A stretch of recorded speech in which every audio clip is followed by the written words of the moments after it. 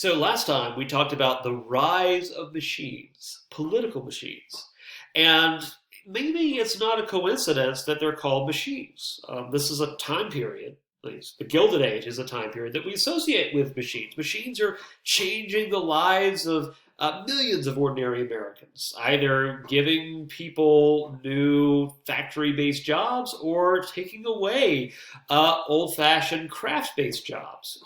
Machines are kind of ubiquitous during the Gilded Age. And the political machine is not like a machine in the way we think of it. It's not like a piece of technology, but it is in keeping with this greater theme of industrialization. Everything is becoming more bureaucratic, more organized, and more efficient. But at the same time, with efficiency comes a certain degree of ruthlessness. So that's also something that we associate with political machines. So this political time period runs from around 1865, during, at the very end of the Civil War, up until really the turn of the century. You can kind of cut it off arbitrarily at 1896 or so, 1898, depending upon how you want to do it. But the Gilded Age is a time period in which, as we said, we see the emergence of, well, you can't even use the verb emerges. We see political personalities that really aren't that interesting. It's an era where the presidency is kind of a shell of itself. And it's also a period in which Congress is definitely in the driver's seat in terms of, setting a national agenda. Senator John Sherman, who is the brother of the famous General William Tecumseh Sherman and the eventual author of the Sherman Antitrust Act, says, quote, "The president should merely obey and enforce the law." Now, in other words, we've kind of almost come back full circle to the idea of the president being the chief magistrate, which is the term that we used during the James Madison administration. It's certainly not a presidency that is designed to sort of lead the country forward in pursuit of some grand national agenda, like Andrew Jackson did, for example. So this is also, interestingly, a time period in which it's a period of Republican domination. So you have Abraham Lincoln at the very beginning of this period. You have Andrew Johnson. You have Ulysses S. Grant, Rutherford B. Hayes, James Garfield, Chester Arthur, Grover Cleveland, and Benjamin Harrison.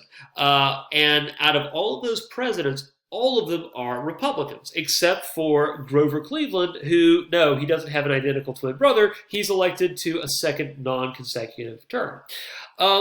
So that being said, though, if you look at the actual elections, they're much, much closer, believe it or not. So between, even though Republicans generally sweep the White House, there's only two periods in this entire time period in which one party controls both the executive branch and both houses of Congress. This is one of the reasons why this period in American political history is very frequently kind of underrated, because there's just not enough power controlled by one party or the other to actually meaningfully accomplish things. It's also why, for a very long period of time, there seems to be like a stalemate and stasis, because one party or the other just isn't able to obtain a decisive political majority. Also, between 1872 to 1896, no president of the United States won a majority of the popular vote, interestingly. So the president, whoever they are, is generally not very strong, and these elections are very close. Actually, some of the closest elections in American political history are held during this time period. And also some of the most contentious. Whatever you guys think about the most recent election of 2020, it's really got nothing on the election of 1876. So the people who are elected very narrowly to the presidency are, again, generally known for being kind of dour and boring. Rutherford Hayes is actually famously heckled because of his very boring and dour personality. And to be honest, this is kind of by design. because if you get somebody into the presidency who's creative and has their own ideas, well, that also might mean that prominent leaders in the Republican or Democratic parties might lose power.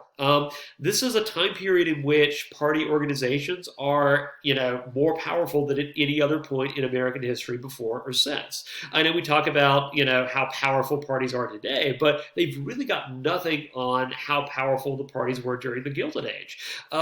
During this time period, if incumbent presidents didn't toe the party line sufficiently, the National Republican Party would just dump the sitting president during the next election. Now, to be honest, there are a few sort of outstanding reasons for this. One of the candidates that was kind of dropped was Andrew Johnson. And also Chester Arthur. And again, there are some extenuating circumstances there, but this is also a time period in which the party organizations were vastly more powerful than the president. And there's a few reasons for that. When we talk about the emergence of newspapers a little bit later, you'll find out that political parties were basically controlled a lot of major newspapers and also controlled a presidential candidate's ability to connect with the voters. So eventually what happens is that with the advent of radio, TV, and eventually social media, sitting politicians and presidents find a way to kind of work around their political parties and kind of cultivate a base of power for themselves. But before this, especially during the Gilded Age, it was more important that presidential candidates be boring, solid, and not particularly original. Because again, people with original ideas sometimes get the party in trouble. So the people who tended to be original, creative, and effective politicians were individuals who held positions in Congress. For example, if you look at James G. Blaine, who eventually runs for president in his own right, but before he ran for president, he was like perennially nominated to cabinet positions in successive Republican administrations. Blaine, for example, was held to be kind of the power behind a few presidential administrations. Similarly, you also have a time period in which Congress becomes very, very powerful, and the Speaker of the House becomes a powerful position. Thomas Czar Reed, to a certain extent, is almost like an imitation of Henry Clay, as both a brokerer of compromise and as somebody who's sort of central in getting policies passed. This is also a time period that we associate with political stalemates. So even though Congress is more or less in control of driving public policy, the fact is that we don't really see any meaningful political change during the last third of the 19th century.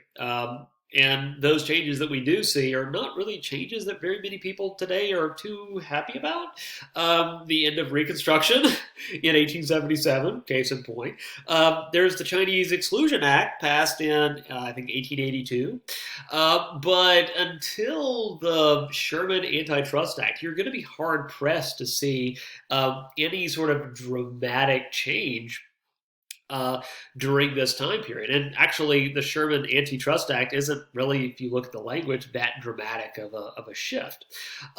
So part of this stalemate is caused by, it's really caused by a couple of different things. One thing that's not up here is something that I mentioned before, which is the fact that generally elections are very close, and candidates, especially at the national level, are selected because they seem kind of harmless and universally acceptable to everybody, while not really being universally loved at the same time.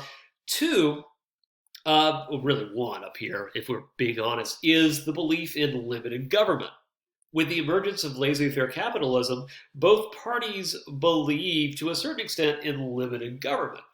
And it's important to remember, like we said last time, that there are some it's a little bit more complicated than that. The Democratic Party is a classically liberal party, which means that historically they've never really approved of the robber barons, but at the same time, they're worried about giving the federal government any power to rein in the robber barons. And if you go back to our discussion of labor unions, you can kind of get the hint that if you're looking at the issues that people feel like that personally affects them is issues related to labor and how the expansion of corporations is kind of changing almost everybody's life. But so you have that becoming like the central issue of the last part of the 19th century, but neither political party is doing anything about it. The Democrats, by virtue of their philosophy, and the Republicans, because actually most Republicans don't see anything wrong with the growth of these huge corporate trusts because they've historically believed, dating back to Henry Clay and Alexander Hamilton, that what's good for business is good for America. So philosophically, there's going to be an inevitable stalemate just because of that. But then there's the other reason, and it's probably something that you could sort of figure out based upon our discussion from last time: the emergence of massive corruption scandals. So remember that one of the themes of the Gilded Age is the impact of capitalism on everything. And you could even argue that corruption is kind of a consequence of that. Not that capitalism itself is necessarily corrupting by itself, but the fact is that capitalism does help jumpstart the national economy. There's a lot more money sloshing around in the private sector, and it opens up, let's say, more opportunities for people to be corrupt. It seemed like there was corruption everywhere you turned. There was the credit mobilier scandal, which showcased this very close collusion between members of Congress and major railroad and construction corporations. There was the whiskey ring, the tweed ring, and that's just stuff in like the first part of the Grant administration, right? That's not even getting into the other sort of examples of corruption. And to be honest, those are also the most dramatic examples of corruption during this time period. But to be honest, corrupt practices in politics were ubiquitous. And you even get a sense of that if you watch the movie Lincoln back in the end of the second semester. So remember that, Abraham Lincoln, commonly known as Honest Abe, was forced to rely upon patronage as a way of rifling through the 13th Amendment. And a lot of that is sort of, dramatized because it is a movie, but you kind of get this account of how politics is played during the mid-19th century. If you want to get something done, you have to a certain extent, get people to support you, not just by the conviction of your ideas, but because of how much you're willing to pay them or give them. So not only that, but if you're thinking about the corruption endemic in political machines, the fact is that political machines were allowing party organizations to reliably win elections. So it means that if you want to, let's say that you're elected President of the United States, good for you, and your campaign revolves around cleaning up corruption. Well, the problem is that once you start emphasizing that, you're going to be given a talking to by some of the other major party leaders, and the talk's going to go something like this: are you out of your mind? Because if we start reforming and start to, eliminate the patronage system, well, then that's going to diminish our political power. People are not going to support us as much, and so you're going to hand the election to the other side. So what happens is that a lot of the politicians of the Gilded Age, a lot of these sort of, obscure, unconnected politicians who become president during the Gilded Age, a lot of them do want to do something about corruption, but fail because they're caught in this sort of paradox. They can either commit political suicide and commit to reforming government, or they can just sort of kick the can down the road and focus on other things because they don't want to be the person who's responsible for potentially destroying their party. As the whiskey ring demonstrated, probably the most notorious source of corruption, at least based upon public perception, was in the federal civil service. In other words, the term that we use to describe the numerous federal government departments in which the president has a fair degree of discretion in who to fire and who to hire. And remember that generally the case is that every time there's a new administration, a lot of the older administration's appointees would be fired and replaced. The rotation in office system. But for the Republicans, what's interesting is that Rutherford Hayes and James Garfield ran on platforms opposing that system. And what happens when they get into office? Nothing gets done.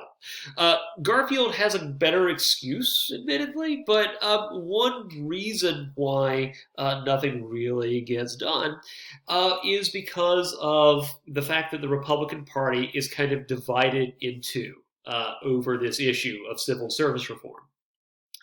So you have two different factions, really. One faction is led by Roscoe Conkling, a senator from New York, and the other is led by James G. Blaine, a senator from Maine who, again, pops up in numerous presidential administrations. The reason that you have two factions within the Republican Party goes back to a paradox that really goes to the roots of the party itself. The fact that the Republican Party was created to fight and destroy slavery. Well, mission accomplished. For the most part, if we're not going to look at sharecropping. So what does the Republican Party do next?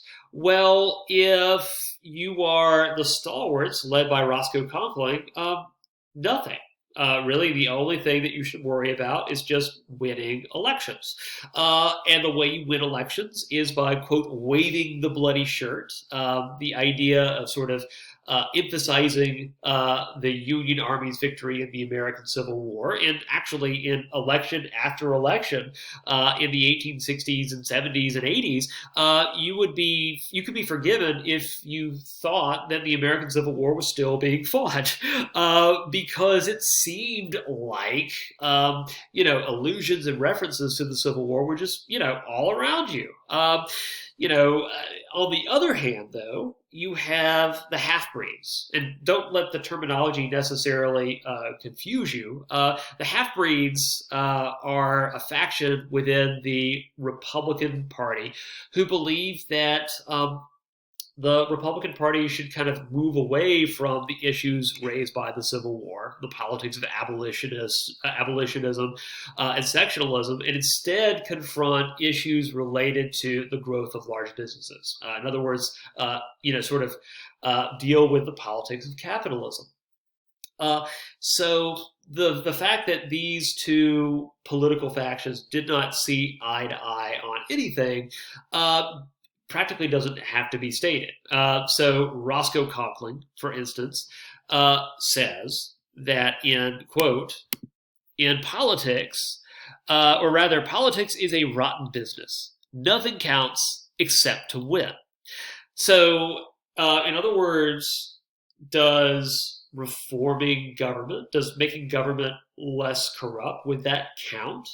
According to Roscoe Conkling? Well, no, because, a lot of these corrupt practices, that's what helps politicians in the Republican Party win.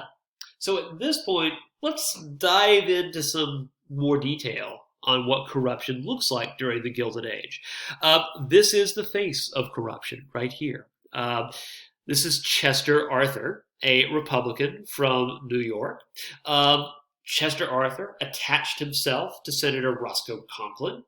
Conkling was not just powerful because he was a senator from New York, which, by the way, is, a lot of power in and of itself, but Conkling was also powerful because he was kind of the head of the Republican Party political machine in New York. So, um, Arthur was appointed tax collector for the city of New York. More correctly, the person who collected customs duties in New York Harbor. Now, this might not sound like a really great gig, but if you remember, before the advent of the income tax in the early 20th century, the way the United States federal government collected its revenue was through two sources. The whiskey tax. To be honest, there's a third source, the sale of land in the West. But then, other than that, you have the tariff.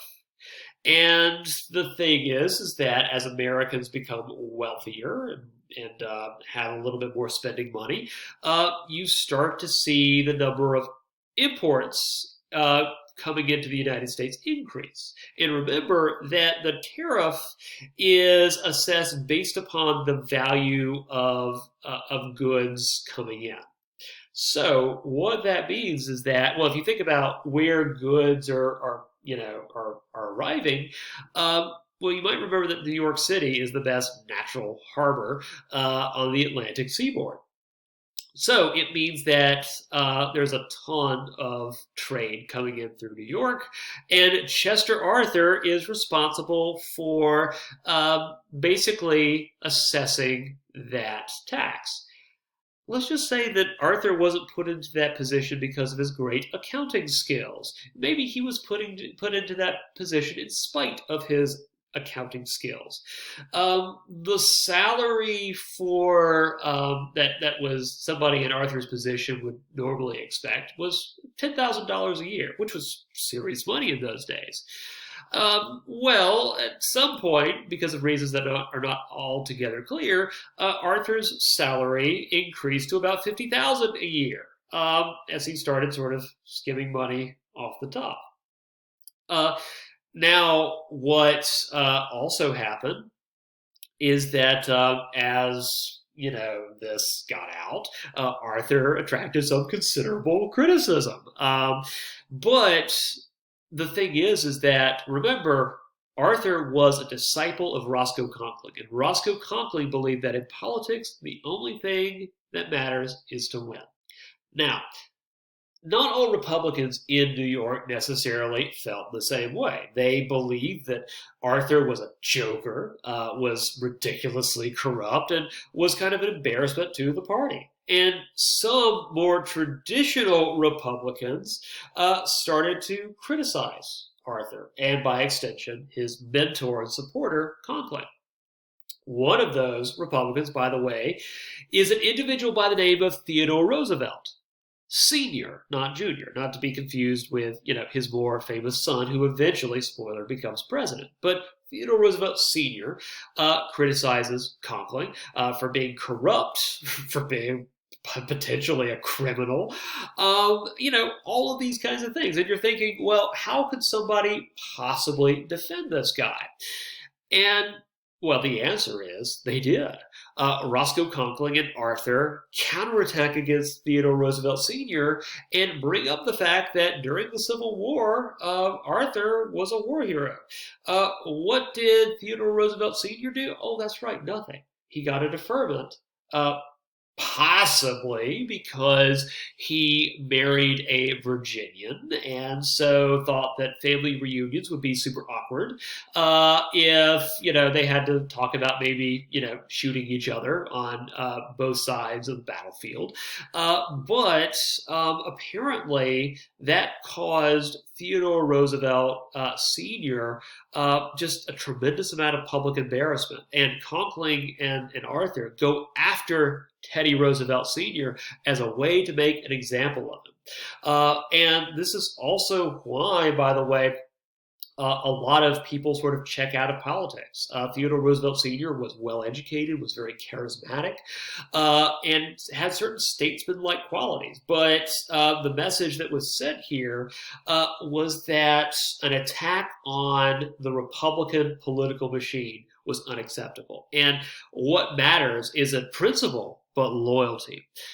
Theodore Roosevelt Sr. becomes so humiliated that his son actually accused people like Conkling and Arthur of contributing to his early demise. And we'll talk about that a little bit later.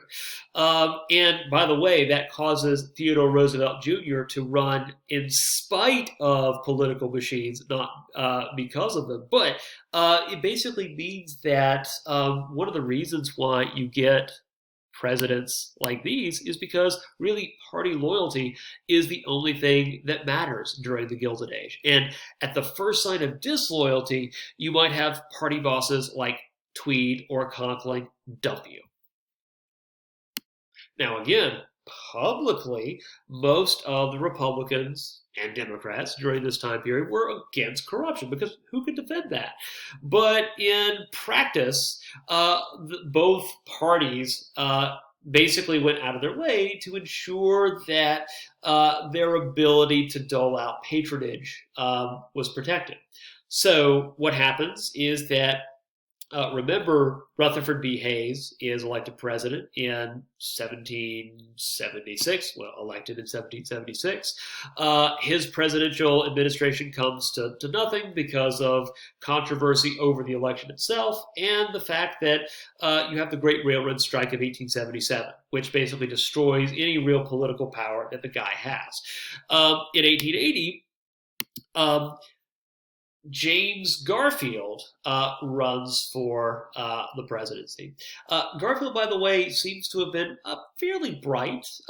He belongs to the half-breed faction of the Republican Party, so he's kind of a reformer, and he campaigns on political reform and basically trying to rein in the spoils system and civil service appointments. But wouldn't you know, what happens is that his running mate is Chester Arthur.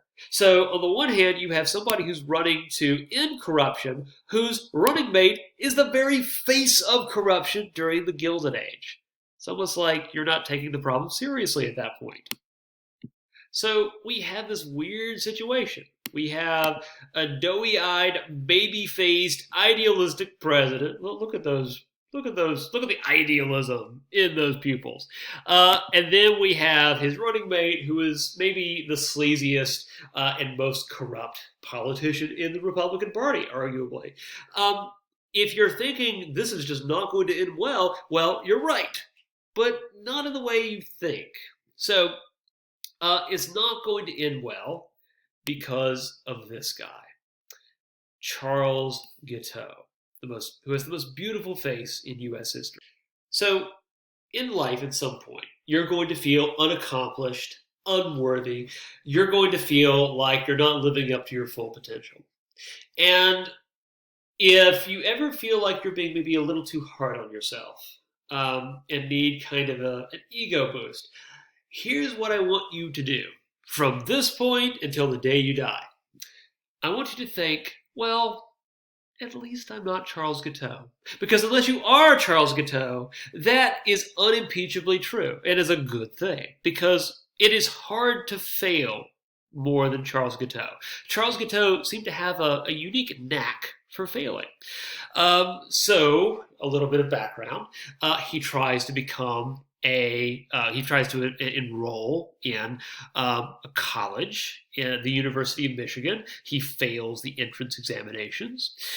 He tries to become a math professor and apparently plagiarizes some of his papers.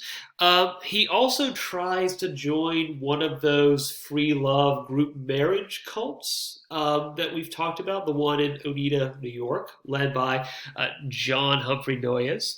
The thing is that, it's a free love cult where basically there are supposed to be group marriages.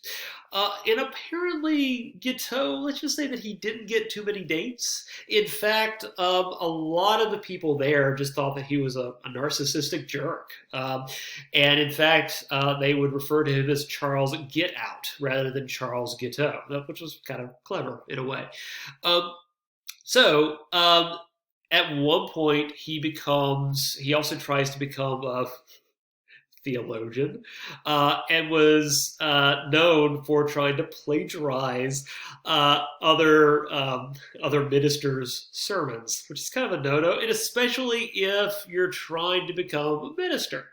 So he's rejected from everything. He even tries to. He finally settles upon being a lawyer, because at least theoretically, you don't have to be like completely honest to be a lawyer, except for the fact that apparently he's a terrible attorney. It just doesn't have enough competence to be a practicing lawyer. So he needs to find a job in which he's not required to be competent or truthful, in which having an outsized, egomaniacal personality is actually something of a plus rather than, a detriment.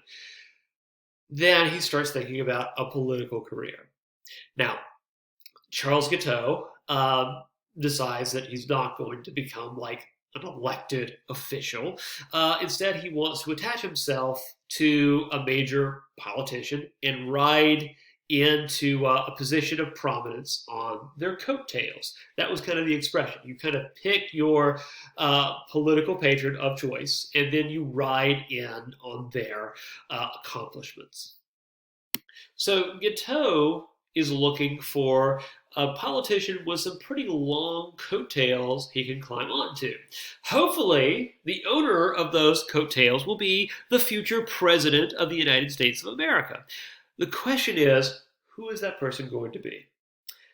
Now, Guiteau believes, like many people at the time, that after Rutherford B. Hayes's one and only term is complete, that Ulysses S. Grant will come out of retirement to run for a third term. Again, nothing in the Constitution at this point which would disallow that. And so he writes this big, long speech extolling the virtues of Grant, and he intends to give it publicly. So the one problem: the Republican National Convention meets, and instead of selecting Ulysses Grant as nominee, they select this guy as the nominee. Well, if you're Charles Guiteau, this is only a minor inconvenience, because all you need to do is rename your speech. You go from a speech being called In Praise of Grant to renaming it In Praise of Garfield, and you're good to go, right? I mean, to be honest, they kind of have the same beard, Grant and Garfield. So, yeah, just don't change anything else, just change the title.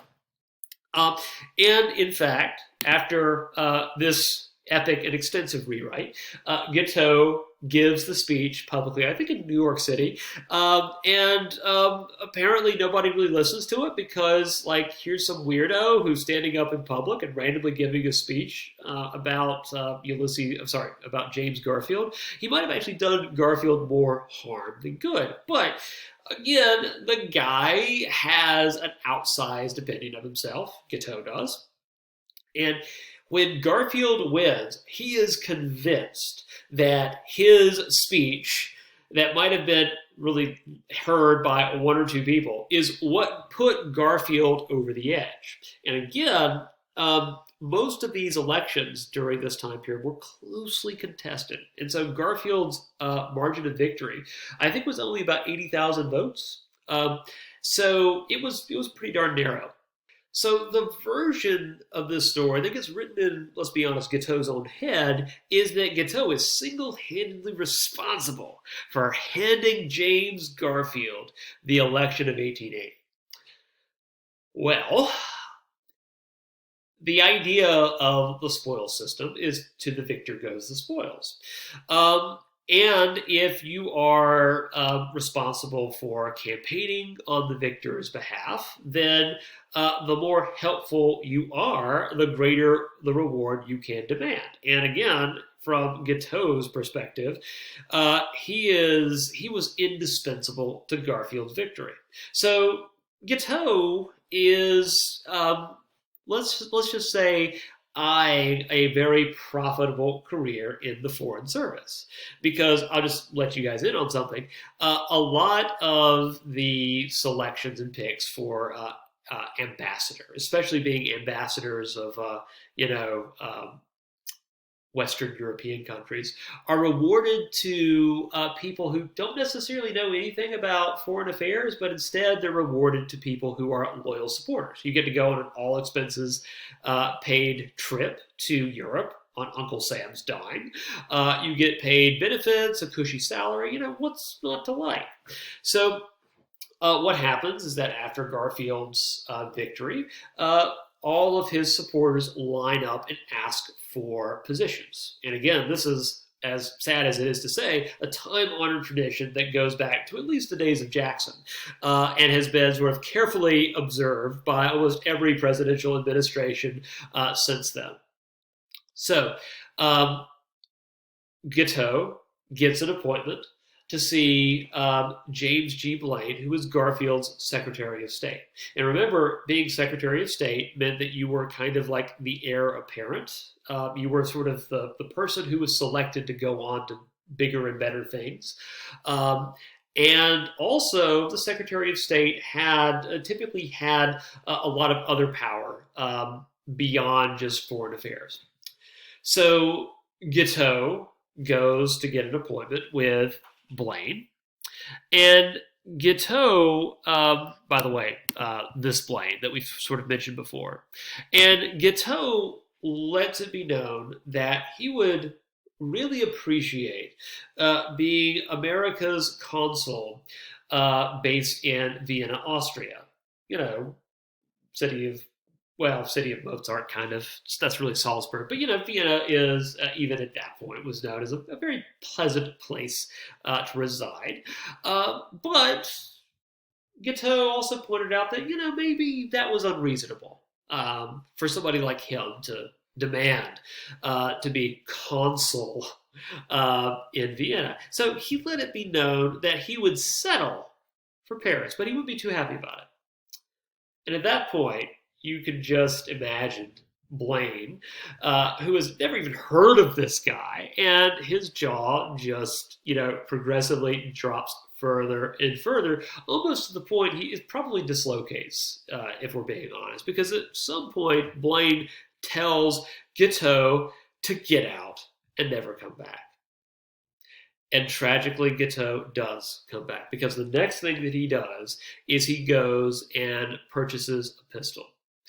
And he begins to follow James Garfield. It's worth noting, by the way, that this is the time period before presidents were guaranteed personal protection. And to be honest, the times in which presidents did receive armed protection was more kind of the exception to the rule.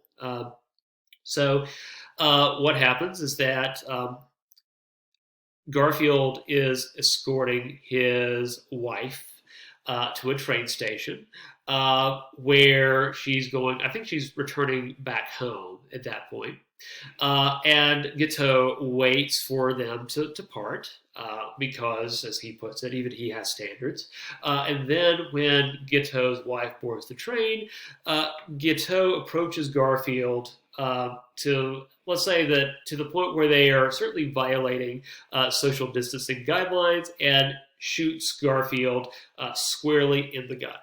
And when he shoots Garfield, he proclaimed loudly for everybody to hear, "I am a stalwart." In other words, I am part of the faction that demands that loyalty be rewarded above all else.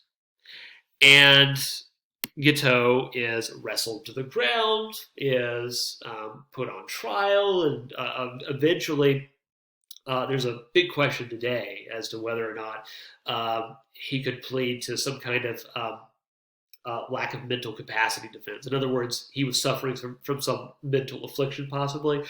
Psychologists, debate whether or not he was affected by schizophrenia or, just narcissistic personality disorder. I mean, we're not really sure. But what we do know is that now a president of the United States has been shot due to issues involving corruption. Now, this would be serious in and of itself. But, at first, Garfield looked like he was going to make a strong recovery. But here's the problem. At the time, when basically Garfield's surgeons removed the bullet from Garfield's gut, more or less, apparently they didn't properly sanitize themselves, didn't wash their hands thoroughly. And so Garfield doesn't really die from a bullet wound exactly. He dies from that wound becoming septic, and he dies in horrible agony sometime later. It's another theme from the Gilded Age, where basically everything is becoming more advanced technologically, but in the field of medicine, because we still haven't developed antibiotics yet. And by the way, Garfield isn't the first president who will, isn't the only president who will die because of an opportunistic infection following an assassination attempt. William McKinley suffers almost the exact same fate, believe it or not. So a president of the United States has died because of corruption. Well, that's okay. Surely his successor is going to learn a lesson and is going to take steps to basically reform everything, until you realize that his successor is the face of corruption during the Gilded Age, Chester A. Arthur. So at this point, you can be forgiven for feeling a little, depressed. But as it happens, sometimes history surprises you.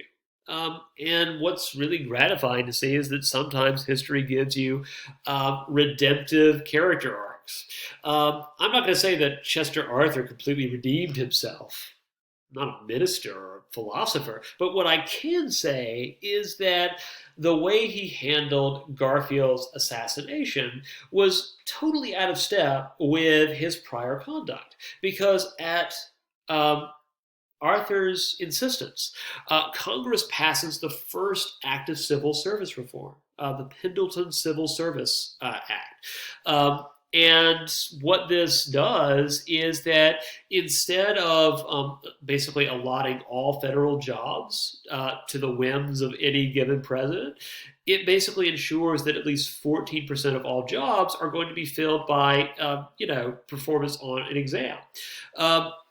And by the way, this system is nothing new. The Chinese civil service has been doing this for at least since the 600 BC in the era of Confucius. But this is the first time that it's really taken seriously. And it took a presidential a presidential assassination for people to take this problem seriously. Now, that being said, though,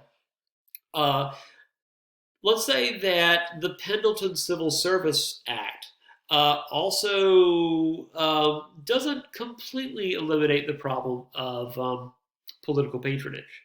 Because what it also does is that it allows the federal government, and specifically the president, to enlarge the number of positions in federal departments. So I know that people make fun of the government because of redundant sounding positions, the assistant to the assistant secretary of state. I mean, we can kind of go down the list, but one of the reasons why it seems like there are redundant bureaucratic positions is that it allows presidents to, on the one hand, kind of increase the number of appointees. And so if you're wondering, one of the themes that we talk about during the early 20th century is the expansion of the size of government, specifically during the Great Depression, with the development of the first and second New Deal. But you can also see traces of this going back to the Gilded Age, where the size of government increases partially as a way of providing political patronage. So this is the point where Chester Arthur mounts his horse, puts on his cowboy hat, and rides off victoriously into the sunset, right? Which is exactly what doesn't happen. In fact, Chester Arthur, after dueling with stalwarts like Giteau and Conkling, finds an even more difficult opponent to fight, and that is the tariff. Democrats have been hounding Republicans to reduce the tariff for quite some time. And by the way, given Arthur's track record, he knows all about the tariff.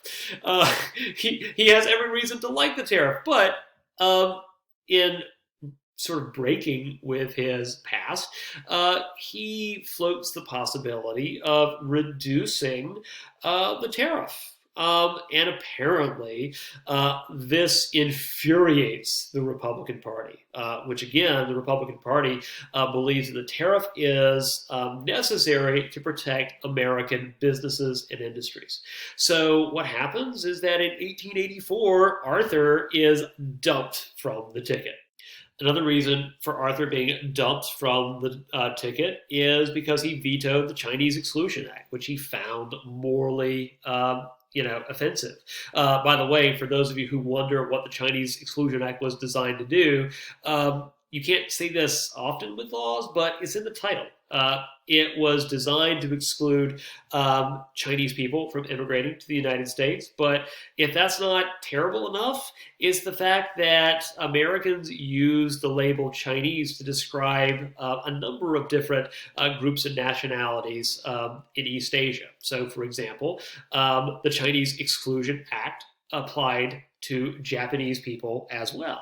And one of the reasons for that is that in Western states, especially with large numbers of Chinese immigrants, it's basically the same fears that we talked about with the Irish coming in and basically providing sort of low-wage alternatives to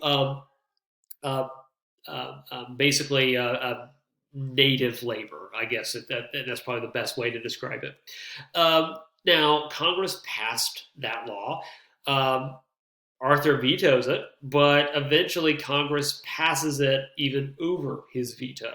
So Arthur has this really weird character arc. He kind of starts off by being incredibly self-interested and only pursuing his own sort of selfish interests. But when he's president, he has this like a weird about face where he suddenly starts pursuing policies and agendas in spite of his interest, going against the tariff, civil service reform, and vetoing the Chinese Exclusion Act.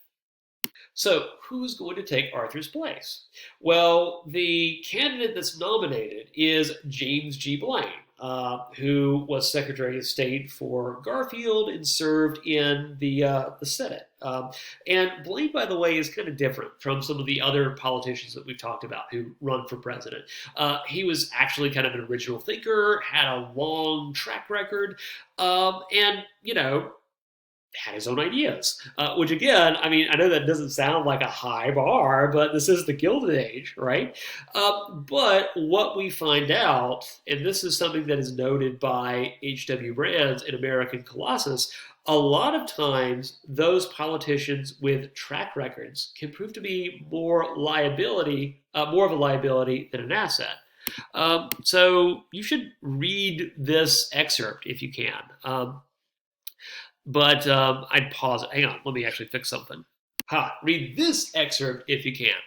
I'd pause it at this point, but basically the idea is that the longer a politician has been in office, the more of a track record that politician has. And the thing is that ironically for somebody who was accused or who sort of represents the moralistic faction of the Republican Party. James G. Blaine was somebody who was heavily implicated in the credit mobilier scandal. So the year is 1884. The last president elected from the Democratic Party was James Buchanan all the way back in 1856 before the Civil War. Not an auspicious reminder, is it? Um, but in 1884, things are starting to change. Remember that the Democratic Party has basically spent the last several election cycles trying to rebuild itself. And it really only starts to compete at a national level again with the election of 1876, which of course heralds the end of Reconstruction. And remember that based upon the results of the election of 1876, Samuel Tilden probably should have won. And Tilden was a Democrat who was a governor of New York, who attracts enough basically blue dog Democrats who are always going to vote for the Democratic Party, no matter who runs, that he's able to, at least on paper, defeat Rutherford Hayes. Now remember, the compromise of 1877 and the congressional investigation that follows, the election was basically handed to his opponent Hayes. But Democrats kind of see an opportunity there.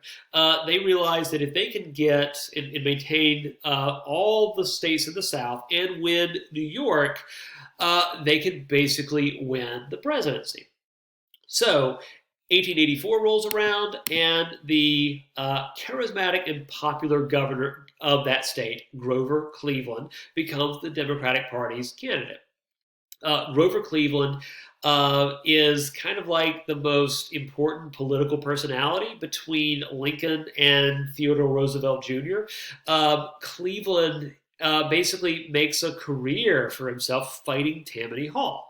Now, that might not seem like that big of a deal, but remember that this was at a point where Cleveland was just kind of a lower level attorney. And remember that Cleveland was a Democrat, but Tammany Hall was a Democratic political machine. So again, Roscoe Conkling would have been aghast at going after members of your own party. But the thing is that in a political system that was widely seen at this point as corrupt, the fact that somebody would have the honesty of reining in even his own side was seen as kind of a breath of fresh air. In fact, he kind of is known and renowned for having this reputation of being honest and frank.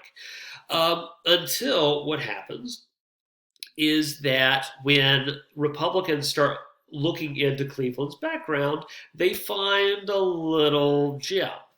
And actually, they don't find a little gem, they find a little baby. Because Cleveland, supposedly, and actually we can confirm this, fathered a child out of wedlock. And apparently Cleveland paid for the support of the child. But the fact is that, I think even nowadays, but especially in late 19th century America, that would raise more than a few eyebrows. And so when the story first leaked, many of Cleveland's supporters, in sort of campaign managers and aides, encouraged him to blame somebody else. In fact, there was somebody, I think one of Cleveland's aides, who volunteered to assume paternity, to claim that the child was his. And so as the story broke, Democratic Party offices across the country were, trying to lobby Cleveland and ask him, well, what should we say? Like, what do we say regarding these rumors? And Cleveland cables back 3 words: tell the truth. And Cleveland assumes responsibility for it. And in fact, tell the truth, that response is kind of used as a campaign slogan. On the other hand, let's just say that this is, at least for James G. Blaine, a useful exercise in the importance of not throwing stones at glass houses. So Blaine had been in politics for a very long time. And he was also kind of heavily implicated in the credit mobilier scandal. He writes a series of letters to a Boston based businessman called the Mulligan Letters. And in the Mulligan Letters, there are a few passages that seem to suggest that he is granting political favors in return for political favors to a few small railroad companies.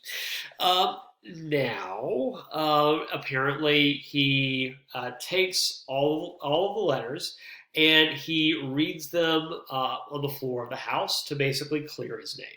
And apparently, he gives a good enough performance that, let's say that there are no serious, implications for Blaine at that point, at least in terms of censure, etc. But at the same time, at the bottom of, I think, one or maybe several of the letters, Blaine had written, quote, "burn this letter," unquote. So everything about the letters seemed very sketchy. And so what happens is that while Cleveland seems very honest and upfront with his paternity issue, on the other hand, Blaine seems very evasive and sketchy. So what this leads to a few really excellent political slogans. So Republicans attack Grover Cleveland with the slogan, "Ma, Ma, where's my pa?" in which Democrats would reply, "Gone to the White House, ha, ha, ha." Additionally, Democrats would chant a slogan of their own, "Burn this letter." Be prepared to cringe, but that slogan in and of itself is a pretty sick burn. So Cleveland becomes the Democratic one-hit wonder of the Gilded Age. He's the only Democratic Party candidate who manages to win the presidency. And eventually he'll win another non-consecutive term in 1892. But what's interesting about Cleveland is not just the fact that he's a Democrat, but he's also the last of the old Democratic Party. And that wouldn't have been apparent to people at the time. But with the hindsight of history, we know that the Democratic Party is going to go through a very radical transformation during this time period. But Cleveland was kind of the last Democratic politician who could sort of trace his philosophy back to the days of Thomas Jefferson, partially because he was known for saying no a lot, especially to the idea that the government should get involved with X, whatever X is. And this is kind of interesting because, remember, the Democratic Party is the party that's becoming more skeptical of, the growth of corporations and businesses. And so a lot of the people in Cleveland's party are begging him to say, yes, we will pass certain reforms. Yes, we might pass some kind of anti-monopoly or antitrust act. But that's not who Cleveland is. In fact, at the time period, what Cleveland's what keeps Cleveland up at night is this. He's terrified over the prospect that the federal government might have too much money. So during this time period, believe it or not, in American history, there is a problem over the surplus. As the economy grows, as trade to the United States is growing, suddenly more money is coming into the hands of the federal government. Now, to Cleveland, the very idea that the federal government should have a surplus, should have extra money that it doesn't spend, that was kind of an anathema. That was absurd. I mean, what would Thomas Jefferson say about a government that's taking in more money than it actually needs? Doesn't that create a recipe for the centralization of power or a government that acts tyrannically? Well, Jefferson kind of thought so, and you get the impression that Cleveland thinks so. Now, what Republican administrations have started to do with the surplus is they've started to use it to pay veterans certain benefits. Veterans were a large part of the population, with millions of people having served in the Civil War. By the way, these benefits were paid to Union Army veterans, but still, that's a big chunk of the population. And canny Republican politicians realized that war veterans were, there were a demographic that tended to vote consistently. Um, so the idea of providing benefits to these veterans was good politics, and it looked good because you look like you're helping the people who have fought and died for your country. Uh, by the way, this was also before the establishment of the Department of Veterans Affairs and all that. So, arguably, especially for people who had been horrifically injured or wounded in combat, it served a practical benefit. Now, all that being said, what Cleveland starts to do is he starts to investigate how these veterans' benefits were appropriated and spent, and who received them. Because the thing is that it's not like there was a significant vetting process that went on. So Cleveland starts to, go after some of those individuals who, fraudulently or falsely claim to be veterans, but that just didn't look good because it looks like Cleveland is essentially investigating and scrutinizing people who had fought and bled for the reunification of the country during the Civil War. And that in itself is very politically courageous of Cleveland. And by the way, anytime somebody says that you're courageous in politics, you're probably doing politics wrong. But there's more. The fact that he also alienates a lot of his most ardent supporters, specifically Democrats in the West. Democrats who are increasingly becoming attracted to groups like the Populist Party that we kind of talked about in the last in the lecture on the pushback. So, for Cleveland, there's this really tragic event that happens in 1887, in which Texas suffers this unseasonal, semi-apocalyptic drought, in which their entire crop is just utterly destroyed. And the Texas legislature asks the federal government for some aid, enough money to actually spend on seed that can be used to at least ensure that next year's harvest isn't going to be terrible. Excuse me. That aid is passed in Congress, and then it gets to Cleveland's desk to sign. And he vetoes. And he vetoes because, in his mind, the federal government should have no constitutional authority in intervening in the affairs of Texas, even though Texas has asked the federal government to intervene, and even though there are some people who believe that if the federal government doesn't help Texas out, it might starve. So this is a guy who is pretty consistent for the most part in his principles. But what Democrats also find out is that you have to be careful for what you wish for. The one sort of shining light is that Cleveland does launch an investigation into the appropriation of land by railroad companies. And he starts scrutinizing that a little bit more. But other than that, Cleveland's administration is impeded by the fact that Cleveland kind of practices what he preaches. And what Democrats find out is they don't necessarily like what he preaches, at least not consistently. So Grover Cleveland has unwittingly given Benjamin Harrison, who is the grandson, by the way, of William Henry Harrison, an opening to launch his own presidential campaign.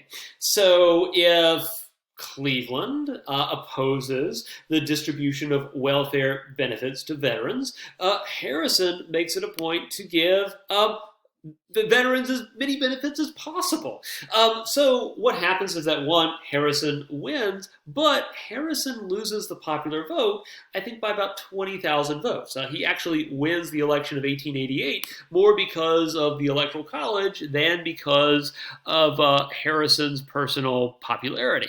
So remember, Cleveland kind of stayed up at night worrying about the problem of the surplus. Well, Harrison, for his part, solves that problem because during the Harrison administration, Congress spends over $1 billion for the first time in U.S. history. Now, this was during a time period where $1 billion went a lot further. I know that this seems kind of underwhelming in comparison today, right?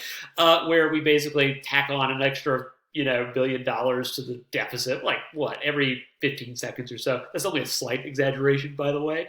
But what happens is that the federal government starts spending a lot of money. Now, one of the reasons why Congress was able to pass a $1 billion budget is because during the Harrison administration, the planets aligned. There was this rare moment in which the Republican Party dominated both houses of Congress and the White House. But be careful what you wish for, because what happens is that suddenly Republicans are desperate to pass as much legislation as possible. So one of the things that happens is that we kind of have a throwback to the Tariff of 1828, if you remember the Tariff of Abominations. Spoiler, it wasn't, let's say a source of nostalgia or fond memories for practically anybody. The McKinley Tariff of 1890 kind of fits into that category. So the McKinley Tariff was a tariff in which the tariff will increase from like 38% to 48%. Now, in other words, if you want to do business with the United States, you have to basically pay a tax that is equal to over half the value of your good being sold. So there was some pushback on that because basically it meant that the cost of goods skyrockets. Now, remember that this is also happening during a time period in which many Americans are clamoring for an inflation in the money supply. So there is a shrinkage in the money supply. There's let's say not very much money that's spread among too many goods and services, and at the same time the population is growing, which naturally sort of increases the problems related to inflation. And then you tack on the Tariff of 1890, which means that the cost of goods is going to go up even more. You also have increased pensions to Civil War vets. We sort of talked about the rationale there. And you also have, in response to some of these measures, you have kind of an olive branch extended to Democrats into the half-breed segment of the Republican Party called the Sherman Antitrust Act and the Sherman Silver Purchase Act. If you remember the Sherman Antitrust Act, remember that while on paper it's important because it's a groundbreaking moment where the federal government puts large companies, specifically Standard Oil, on notice that if they get too big and too monopolistic, the federal government is going to cut them down to size. But remember that it's used just as often against labor unions as it is against big corporations. You also have the Sherman Silver Purchase Act. This is kind of a way to increase I'm not going to go over, let's say, the monetary policy here in too great detail, but basically just know this is an action that is intended to basically deal with the problem of deflation. In other words, you are trying to increase the amount of money in the money supply. Democrats reacted to the McKinley Tariff of 1890 better than they did during the South Carolina Exposition and protest. In other words, they acted with more restraint than John C. Calhoun. But that's not exactly kind of the baseline standard you want to shoot for. The fact is that during this time period, the 1890s, where you really start to see companies like Standard Oil, carve out an almost unbreakable monopoly nationwide, you have the fact that you have a tariff that is designed to protect American companies, especially the big companies. Uh, and so, if you're a Democrat, the fact that this tariff is passed is, almost abominable. Not as abominable as the tariff of abominations passed back in 1828, but pretty darn close. That being said, if as Democrats increasingly want greater regulation of corporations, they can't really find a candidate that can successfully run on that platform because um, as 1891 rolls into 1892, we have another presidential election year. And there's a debate as to who the Democratic Party's nominee should be. And they stick with old Grover Cleveland. I don't like injecting history into contemporary politics very much, but every now and then there's just something too good to pass up. So think of the reception that Grover Cleveland got among Democrats to how Joe Biden was received among Democrats during the last presidential election. Many Democrats were not overly enthusiastic about Joe Biden, but at least Joe Biden was a known quantity, was someone that many Democrats could trust. Again, not somebody that they would get too enthusiastic about, but somebody who's also kind of hard to hate. So Grover Cleveland is still kind of an old school laissez-faire capitalist who believes that the government shouldn't play a strong role in regulating the economy. Now, he also, though, on the other hand, appealed to Republican half-breeds, these Republicans who were interested in reform. And Cleveland, in Cleveland's record for honesty and being straightforward, appealed to many of these Republicans. And so in the election of 1892, Grover Cleveland does win. But it's not quite that simple. So once again, remember that the Gilded Age is all about the spread of capitalism, and of course politics is all about the politics of capitalism. But remember that the two major parties were both broadly pro-capitalist, in that if you really want to find some pushback against capitalism, instead of looking at political parties, you have to look at other types of groups, most notably labor unions and farmers in the Midwest. And we also talked about a series of attempts by many of these farmers to form political alliances and eventually political parties. We talked about the Greenback Party and the Farmers Alliance, and both made some inroads in both the Midwest and eventually the southern states, but it wasn't strong enough. Then, finally, in 1892, you have the formation of the Populist Party, also known as the People's Party, but it was broadly called the Populist Party. For those of you who don't know what the Populist Party is, or what populism is one of those terms where it's hard to kind of ascribe a set definition to it, but you know it when you see it. The incredibly simplistic definition is that populists tend to economically be suspicious of capitalism, big businesses, and corporations, which normally would sort of situate them on the side of the political spectrum with Marx and some of the socialists who were kind of saying about, the same kind of stuff during this time period.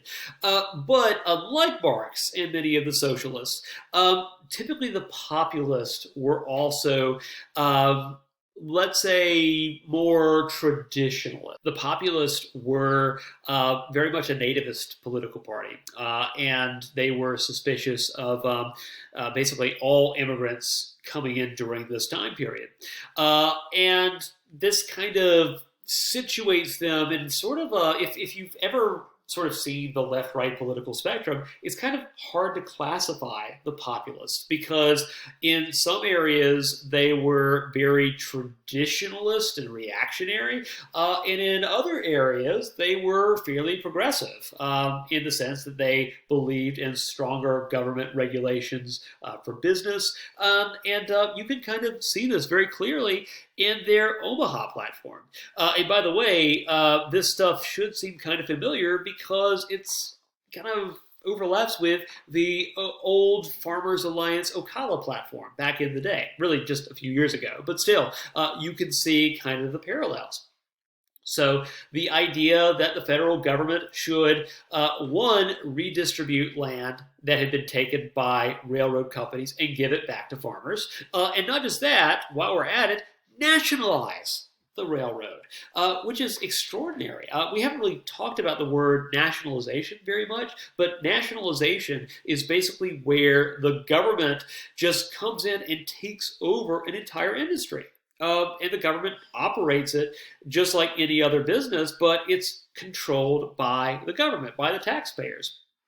And so, by the way, in some circles, this would be considered kind of radical even in today's time, which kind of just shows you how frustrated the populists are. Because remember that for the populists, most of them were farmers in the Midwest, and they lived and died by the railroad.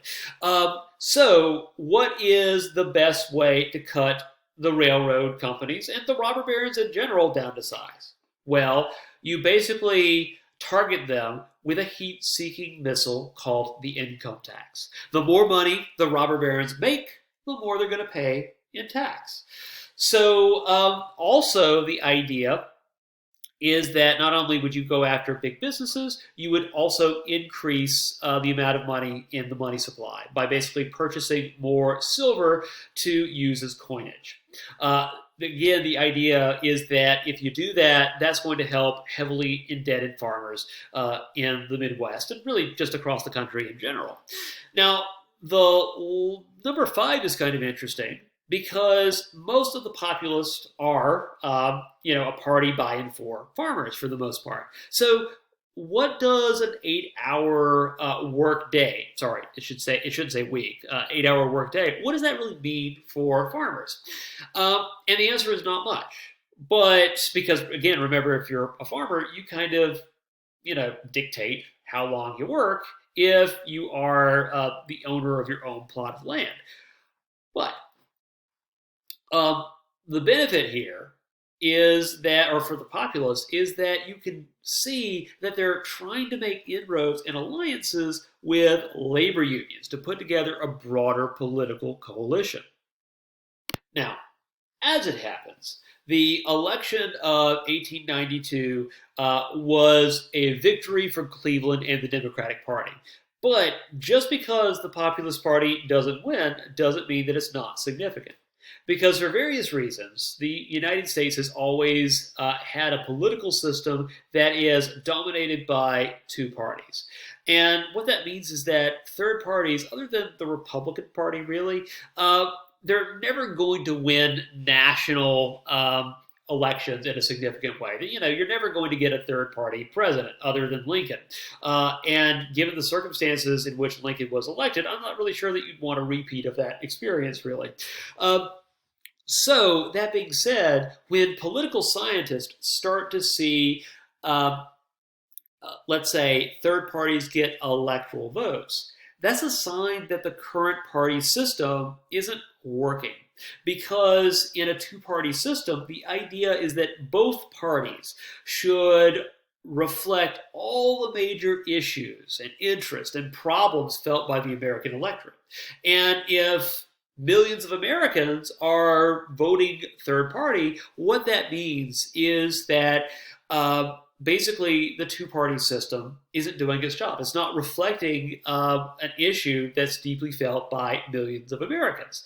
And so when we start to see a large number of states in the Midwest, and actually just the West,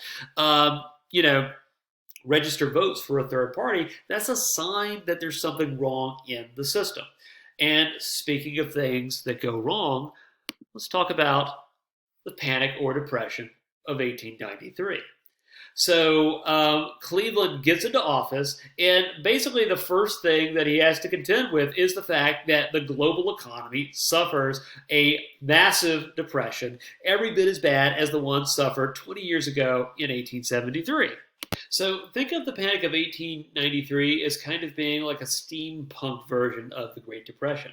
Because remember, what sort of separates a depression from a recession is that a depression is just a really bad recession in which a lot of people are out of work. And if you're looking at the numbers, unemployment was unbelievably high, especially in industrialized states. So the unemployment rate was something like 25% in Pennsylvania, 35% in New York, 43% in Michigan. Roughly 15,000 businesses failed nationwide during the Panic of 1893. And if that wasn't bad enough, you are Grover Cleveland, and you didn't really care much for the idea of a surplus to begin with. But now you're in a very different predicament. The fact is that the federal government looks like it's going to be on the verge of bankruptcy. And you don't have any reserves to use to basically ensure that the federal government is going to be solvent. Now, that being said, today, if the United States faces this, the United States kind of faces this all the time. What happens is that the United States has a Federal Reserve System today, and it basically fluctuates interest rates and more or less prints money. That's the simplified version, but it's also more or less the true version, as a way of getting out of basically going into foreclosure. That's kind of what ordinary people call it, right? Bankruptcy. But the thing is that we don't have a Bank of the United States anymore. Thank you very much, Andrew Jackson. So there's no recourse for the federal government at this point. So what's Grover Cleveland going to do? Well, this is one of those J.P. Morgan moments, because J.P. Morgan hears about this problem and notifies, or basically decides to hitch his Pullman car to a train bound for Washington, D.C., and he goes to try to meet with President Cleveland. Now, again, J.P. Morgan and Grover Cleveland are incredibly different individuals from backgrounds that almost couldn't be more different. But Morgan believes that it is his patriotic duty to save the country. So when all this is going on, the stock market is just tanking. But when investors hear that J.P. Morgan has gone to Washington to meet with Cleveland, the stock price shoots back up. Because people believe that Cleveland is going to try to work out a deal in which Morgan is going to loan the federal government money, a bailout, to use the modern day term. So Cleveland is met in Washington by one of Cleveland's aides. The aide tells Morgan, Mr. Morgan, thank you for visiting Washington, D.C. I'm terribly sorry, but the president cannot see you now. J.P. Morgan nods and basically retires to a hotel where he waits. And when investors hear that Morgan has not met with the president, suddenly stock prices plummet again. Because suddenly it seems like a buyout isn't going to occur. And so Cleveland, who had been hoping for some kind of like public buyout, is reluctantly forced to do a deal with the devil, J.P. Morgan himself. And think about what this means. This means that J.P. Morgan is going to organize a bailout for the federal government. It wasn't too recently, but over a decade ago, during the subprime mortgage crisis, the federal government bailed out banks and the financial system. Well, in 1893, the financial system and the banks bail you out if you're the federal government. And remember that one of the criticisms of Republican presidential candidates is they felt and looked too beholden to corporate interest.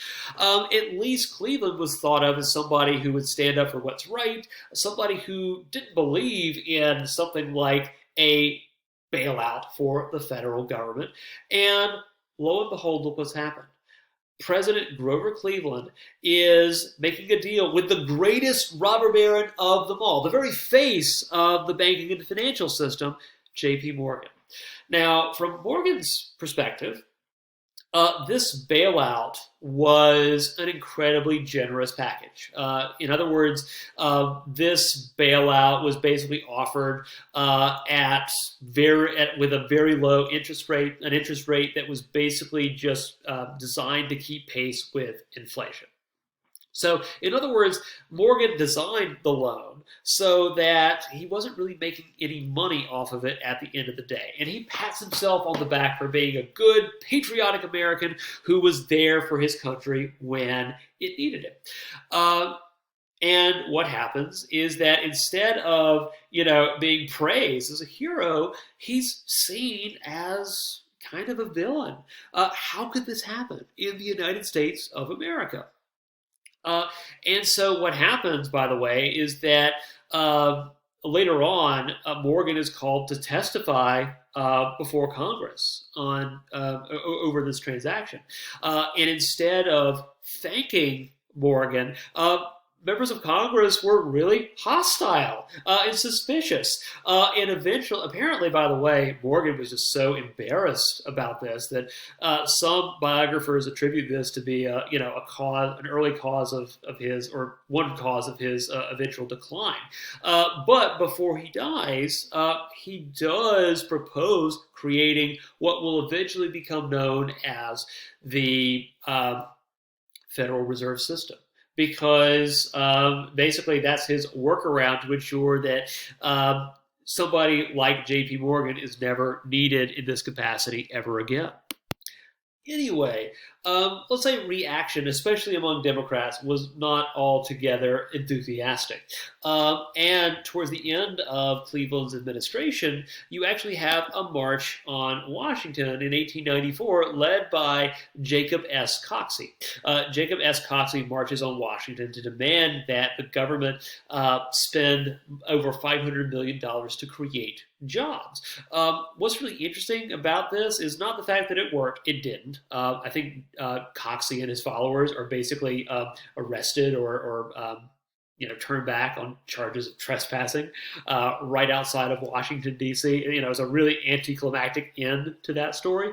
But what's especially interesting is that eventually, during the Great Depression, there's an economist by the name of John Maynard Keynes who basically says that's exactly what you want to do during a major economic crisis, that the major fallout of a depression or a recession is unemployment, and the best thing a government can do is to spend money on giving people jobs. I just want to go ahead and put a pin in that because we will return to John Maynard Keynes when we actually get to the Great Depression. But at this point, Coxey isn't arguing this because he's an economist. He's simply tapping into, he's not an economist, by the way, like John Maynard Keynes is.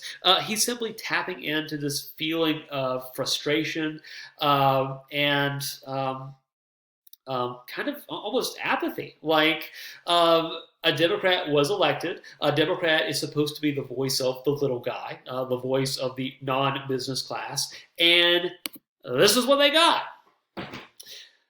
This helps to explain why William Jennings Bryan becomes a force of reckoning within the Democratic Party.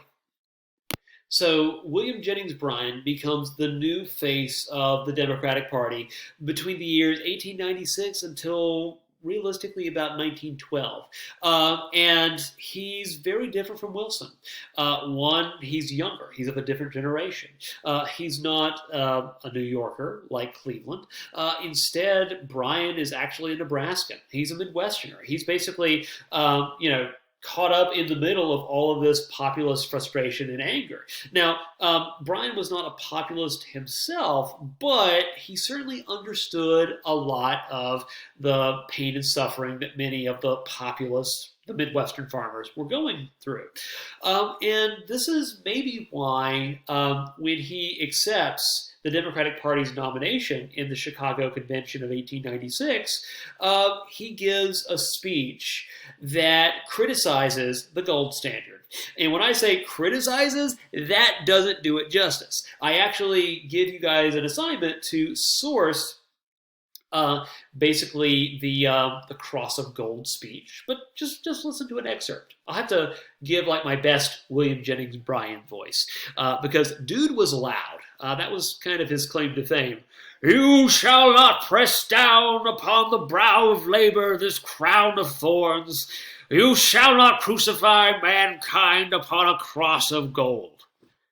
So, in case that was too subtle for some of you, basically he's kind of characterizing, the persecution that the American farmer faces under the gold standard as being equivalent to that of Jesus. So, one of the things I kind of mentioned back in our pushback lecture is that you might not necessarily get the frustration relating to inflation and deflation and all that, but just know that people felt very strongly about it. Case in point, look at this. So what happens, though, is that Bryan puts on such a strong performance that not only do the Democrats nominate him as their candidate, but the Populist Party does too. And so what seems to be the case is that because Bryan embraces a lot of Populist Party ideas, it looks like he's kind of like consuming the Democratic Party from within. Now, that being said, by the way, this is kind of like a cartoon from my nightmares. It's Bryan the snake devouring the donkey that is the Democratic Party. But it means that going forward, the Democratic Party has kind of absorbed a lot of the opinions of the populace. So Republicans are kind of on the back foot to a certain extent. And they're certainly not helped by the fact that Bryan is talking about issues that affect a lot of ordinary Americans, and Republicans are still kind of the party of big business. It also doesn't help that William Jennings Bryan is very young, very dynamic, and is renowned for being an extremely effective public speaker. So the candidate that runs against Bryan is Republican Congressman from Ohio, William McKinley. William McKinley was, let's say, just as different from Bryan as Bryan was from Cleveland. McKinley was more soft-spoken, was a quintessential political insider. He was responsible for helping pass a lot of the more controversial pieces of Republican legislation during this time period, the 1890s specifically. And so what William McKinley had going for him, though, is that he had a very astute political advisor in the person of Mark Hanna. Mark Hanna was not only William McKinley's mentor, but he was also very influential with the media as well. In fact, he owned, I can't remember exactly which newspaper he owned, but he owned a major national newspaper. And he certainly leveraged that advantage in the election of 1896. So very early on, McKinley realized that he couldn't meet or match Bryan in terms of forcefulness, dynamism. He couldn't campaign like Bryan could. So instead, what McKinley does is he has a front porch campaign in which he basically just campaigns from his front porch in his home in Ohio. By the way, we are in the sort of in the aftermath of a presidential election in which one candidate was criticized for running from his basement. The American historian in me, though, almost couldn't help but point out that running from a part of your house is actually a time-honored American tradition. William McKinley ran from his front porch, and spoiler, won. Joe Biden ran from his basement, I suppose, and also won. Not waiting into politics, anything more than that, but at the same time, no matter what party you campaign on or for, if you run or campaign from a room, American history tells you that that strategy might actually be a winning one. Now, that being said, if there is an election in which the media really was overwhelmingly against one candidate, it was the election of 1896. Bryan is routinely characterized as being a radical, as being a socialist. Uh, and in some cases, you actually had newspapers that published kind of veiled threats from businesses, with businesses reporting that in the event of a Bryan victory, they would have to basically fire or lay off a large segment of their workforce. Is that totally illegal in today's terms? Yes. Was that totally illegal in the terms of that time? Probably, but it still happened. Uh, and what McKinley would do is that even though he campaigned from his front porch, the fact is that he and Mark Hanna had operatives follow William Jennings Bryan around. And so when Bryan would give a speech, McKinley's people would basically copy down everything that Bryan said. And then what they would do is that they would move ahead of Bryan and arrive at his next stop. And then what they would do is they would basically give all of Bryan's prepared remarks before Bryan could himself. And the result was that it seemed like Bryan was essentially phoning it in, was just not giving anything new. And it almost seemed like he was copying the people, McKinley's people, who came in and delivered the same speech.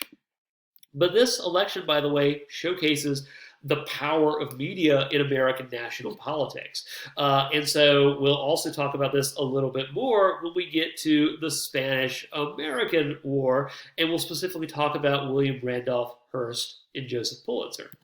But the fact is that even though the election of 1896 was, fairly close, I suppose, in electoral terms, at the Electoral College level, it was an overwhelming victory for the Republican Party. But that being said, even though the Democrats and the populists lose the election, the Democratic Party changes forever. It basically leaves the party of laissez-faire capitalism behind and becomes the party of agriculture. It becomes the party of labor unions. It becomes the party that stands against big businesses. And basically, this is, parties are always changing, but in other words, this is the election that makes the Democratic Party into a party that we can kind of recognize today. We're still kind of distant from the Populist Party roots, but we can still kind of make out the Democratic Party of 2020 in the Democratic Party of 1896. But there was something else historically significant that happened that probably wouldn't have been remarked upon by very many people at the time, but was still kind of important.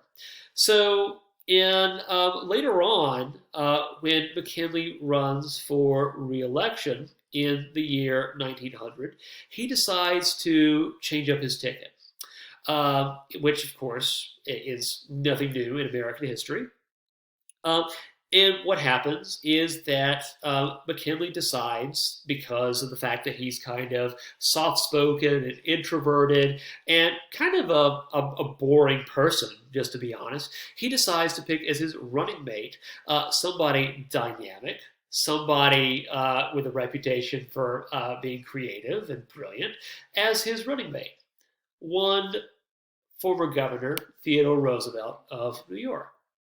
Now, at the time, nobody really seriously thought about the implications there, because Theodore Roosevelt was kind of known for being a maverick, somebody who was slightly reckless, and many of the Republican elites, most notably Mark Hanna, tried to convince McKinley to find other potential picks. But McKinley thought it was politically astute. He was from Ohio. Roosevelt was from New York, and between the two of them, they could ensure that the election of 1900 would be a Republican victory. But Mark Hanna wasn't so sure. Because as he put it, nominating nominating Roosevelt as McKinley's running mate put, quote, that damned cowboy within a heartbeat of the presidency. What Mark Hanna didn't know, though, is that it would certainly put Roosevelt a lot closer than that, because Roosevelt will eventually become the political force that changes the presidency in a way that no president has since Andrew Jackson. We'll cover that story next time, at least the beginning of it, when we talk about the Spanish-American War. Till next time.